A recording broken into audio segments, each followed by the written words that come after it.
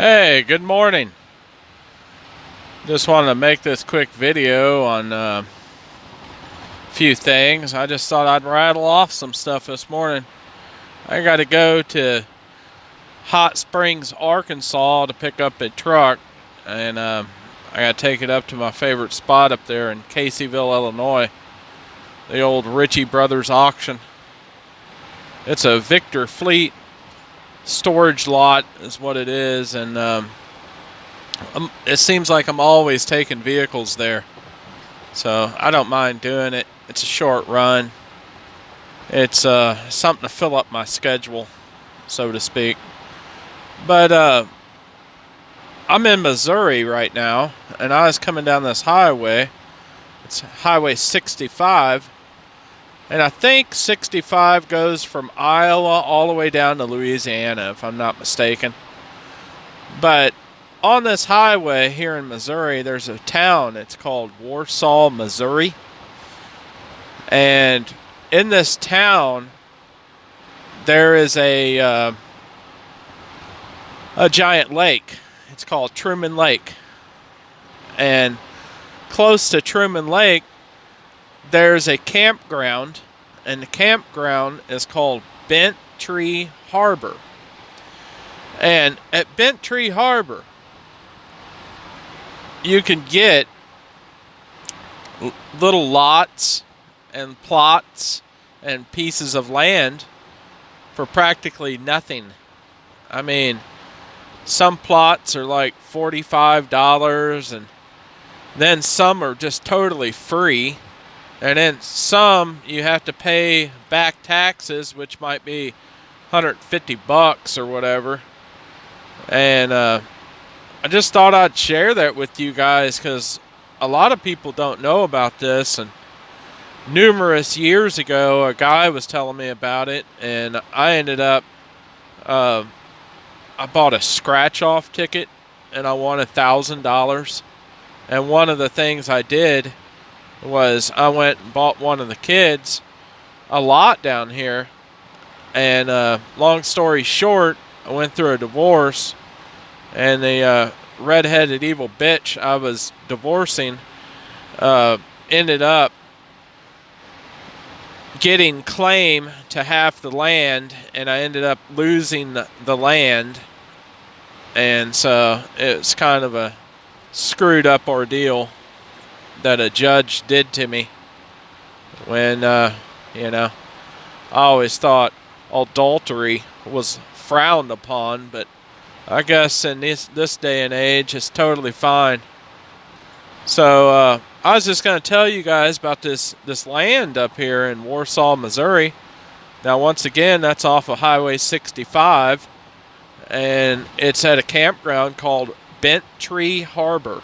You could Google that, get their phone number, go to their website. There is a long list of land.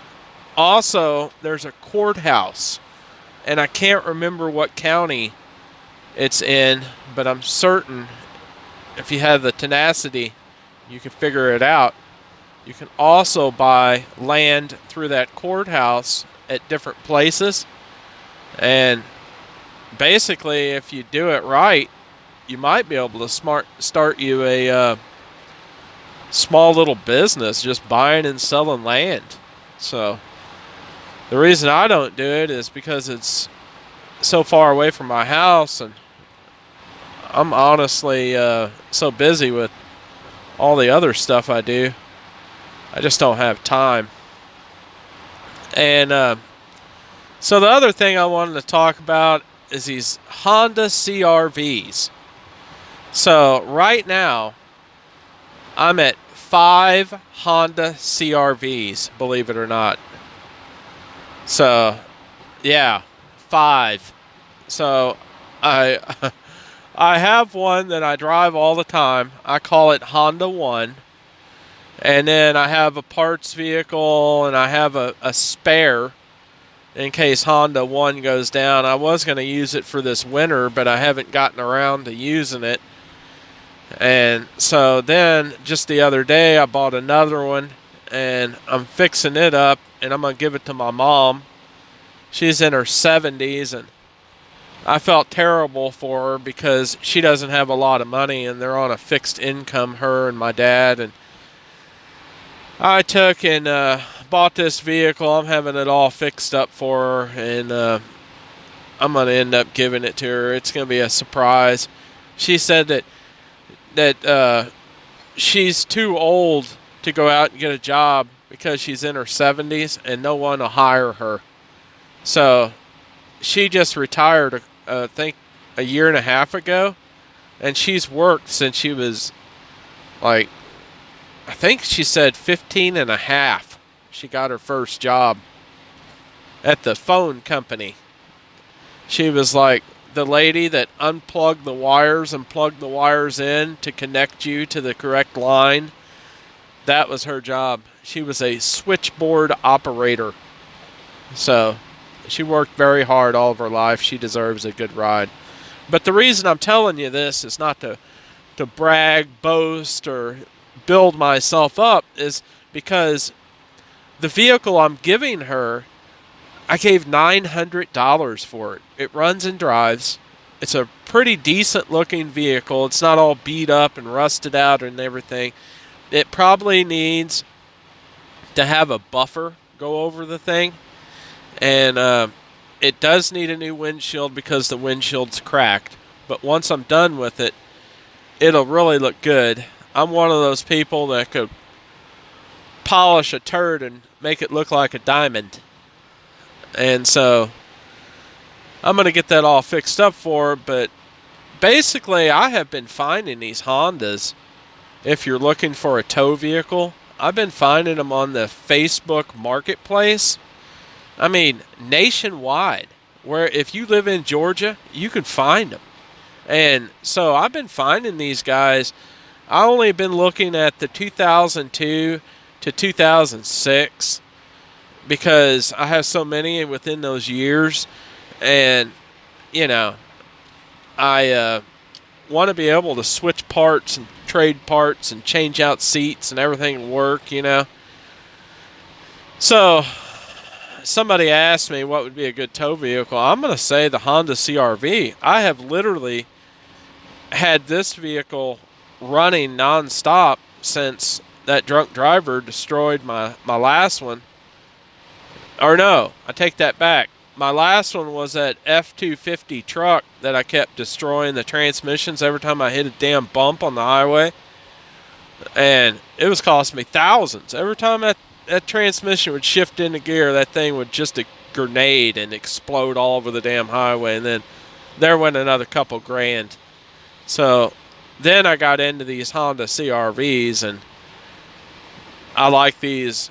They're very handy. I've already drove this one on ice, and it performed pretty good. But with all this weight in this Honda, it sure doesn't stop on a dime like I would like.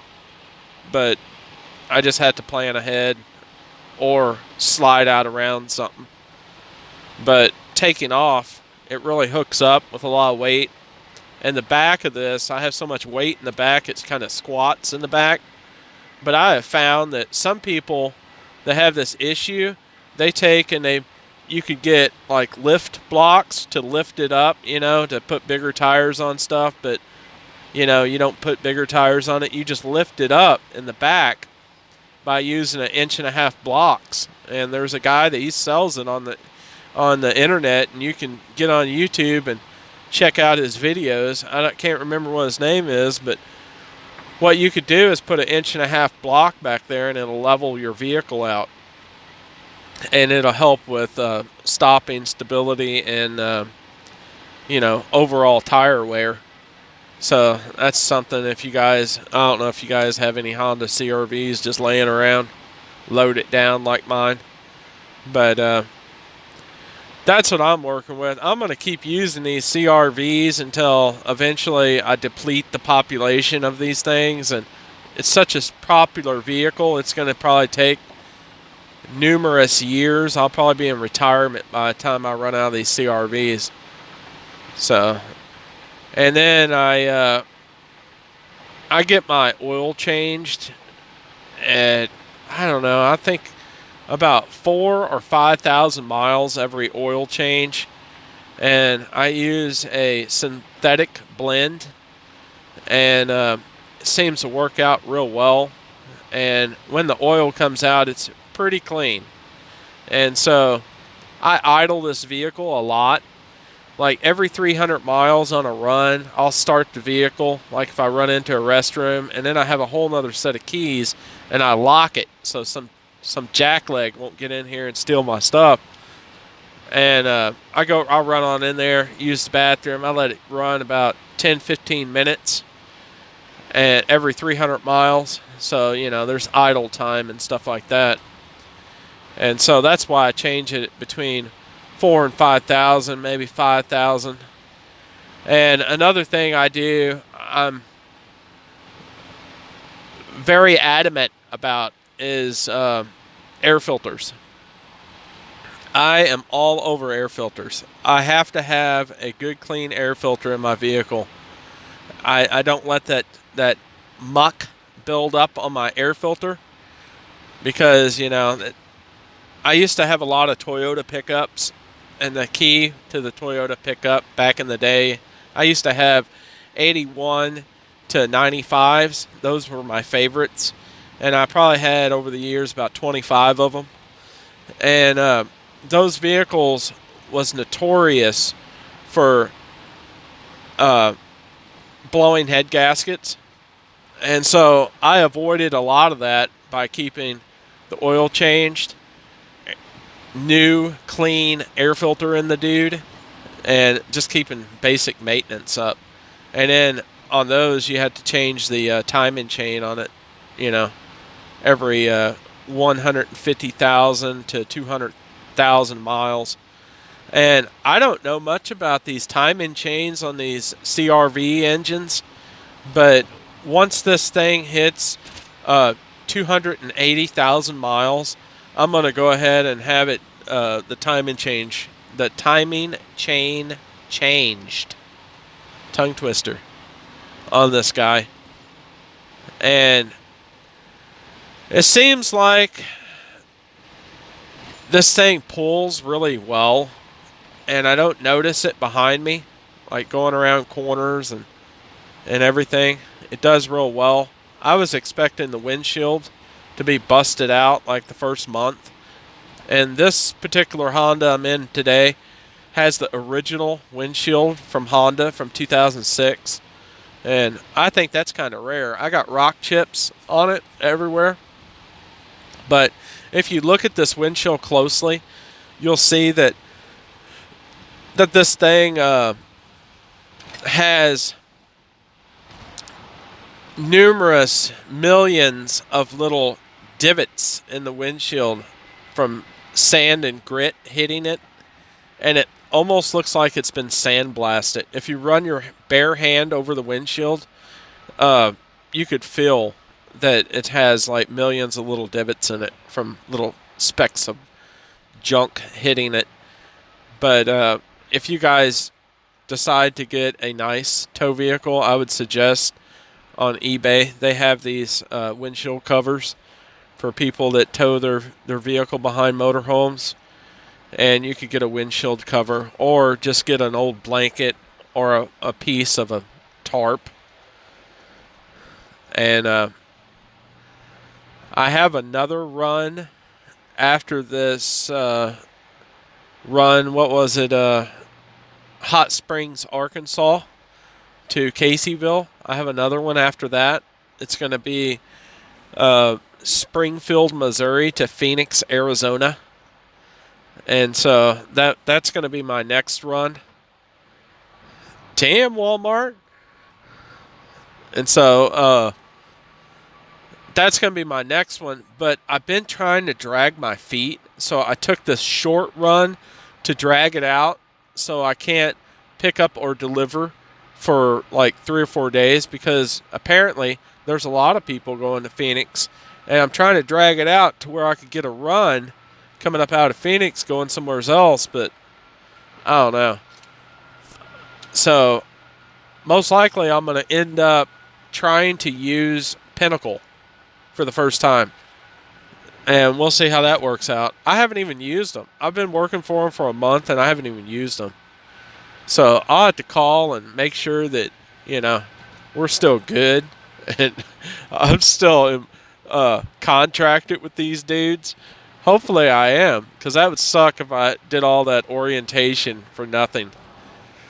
So you might see a sign coming up on the right. It says Warsaw, 9 miles. See that? So maybe I will drive through this town real quick and show you Warsaw, Missouri. It's kind of a cool little town. I mean, I don't know if you guys like the redneck population, but I personally don't mind them, you know. And they have, I'm not going to say poor people, and I'm not going to say broke people. I'm going to say middle class, the average middle class people. That's their hangout in this area. And a lot of people from Missouri, they like to go to Lake of the Ozarks.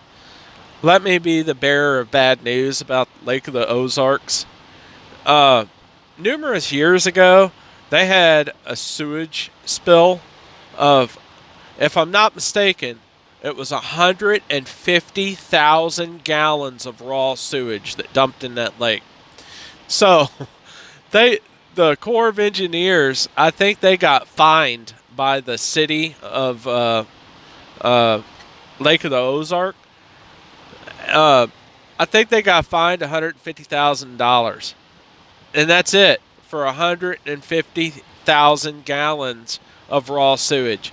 So let me tell you what that does to people's boats.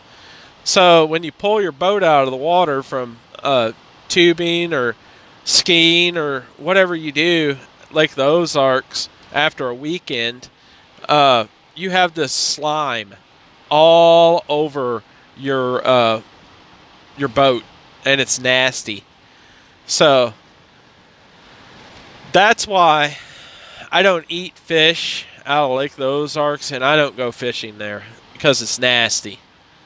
And then they have a lot of wealthy people that come down from St. Louis and Kansas City, and they have these big giant, I call them thunderboats, and it's just a ridiculous boat that has these, they might have 4 engines on that thing, and they do 100 something miles. It's just retarded to have a boat that large. And then over here in Warsaw, it's way different. It's a different vibe. It's more laid back. And it's more about family, fishing. They do skiing, tubing, jet skis, stuff like that. When you pull your boat out of the water, your boat's still clean. That's what I like. Because I don't want to eat no nasty, dirty fish that's been rolling around in raw sewage. That's kind of gross. But no, last month, I don't know if I'm talking to people that's worked at truck movers or not right now, but truck movers offered a bonus for doing X amount of loads in 1 month. They ran it by a point system. So I'm not going to get into their point system, but I was happy to receive the bonus, and I thought that was pretty cool. And the bonus was, to me, a significant amount of money. And what was cool was I got out and busted my ass to get this bonus. I ran hard last month, and not only did I make good money, but I got a bonus on top of that. And pretty much it's like I probably doubled and a half my income.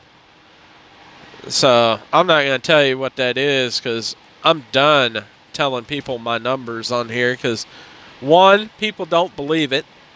2, I think it's private. I don't want to tell the world how much I make. They'll be like, oh, well, you can make more somewhere else. Well, you know what? I'm here, I'm in the now, and this is what I make. So, I don't know. That's just what I think. So, coming up, I don't know if you guys could see off to the right, there's like a gravel road and there's a power line. Okay, over there is where, if they have flooding, that's where the backwater collects, right in there. And I'll quickly tell you a fast story about me and my brother fishing. So my brother and I, we went fishing. We was in a boat, and we was up there in this backwater. It was flooding at that point. And so there's these giant, huge cottonmouth snakes. And there was a snake, and he was not leaving us alone. And we tried hitting him with the fishing pole. We tried throwing stuff at him. We tried everything, and the snake was just after us. Finally, my brother got his motor started. Somehow, we tried to turn around and run over the snake to get rid of the snake because it was pissed.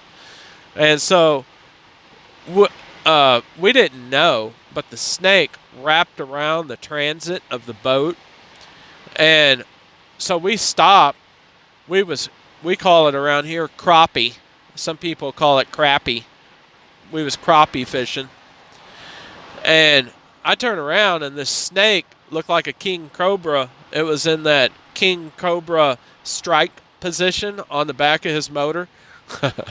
And so I yelled at my brother, and I said, "Hey, man, look at that." And he's like, "Holy," and he's like, "Hand me a stick."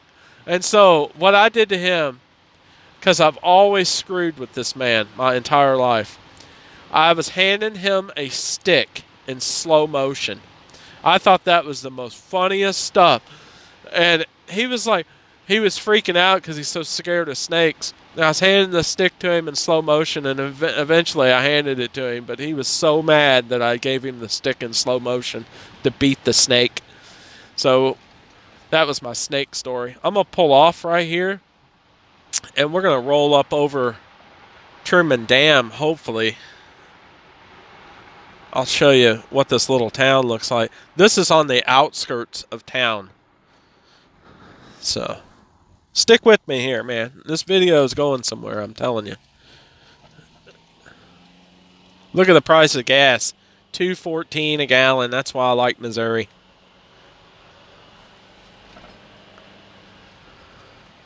So, we're going to try to drive across the dam.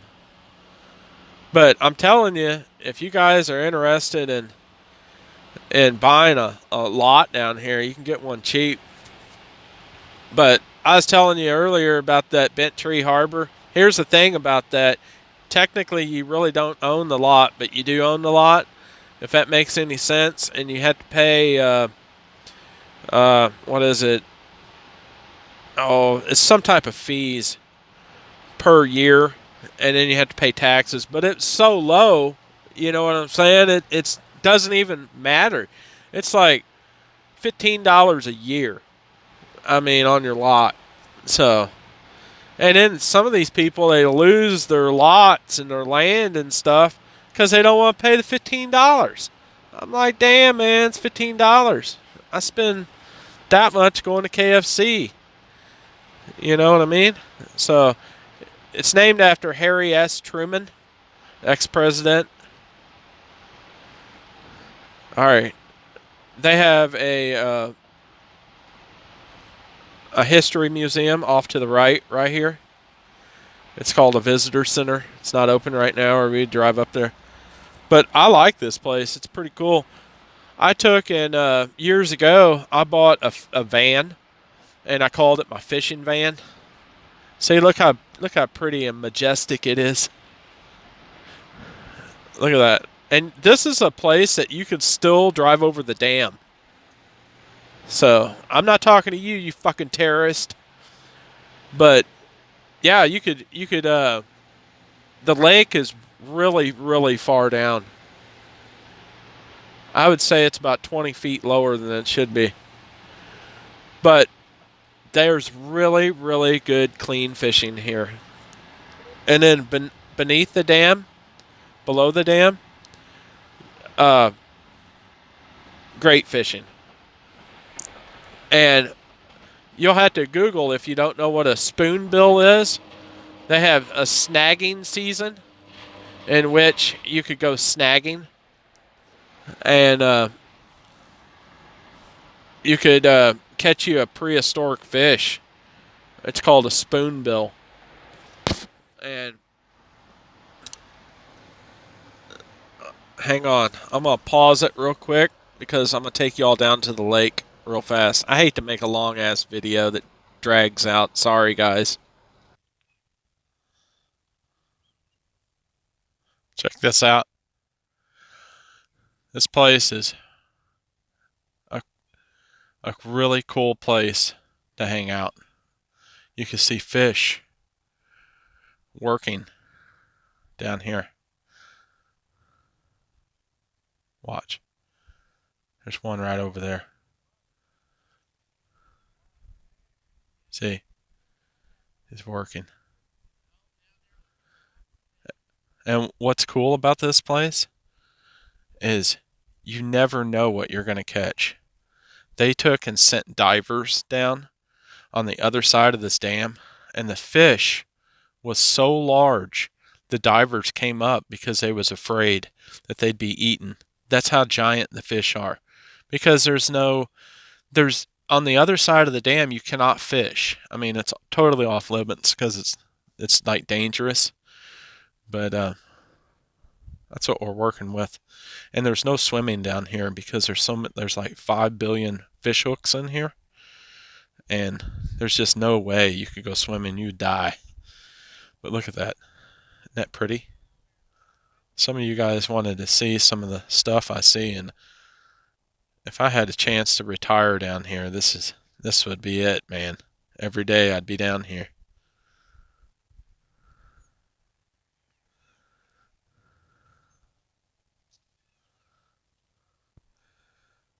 So down here below the dam is what it's called. They have restrooms, camping, and just between me, you, and the rest of the world, you could come down here and sleep in your car and just hang out. I mean, if you're passing through this area, I would not bring a commercial truck down here, but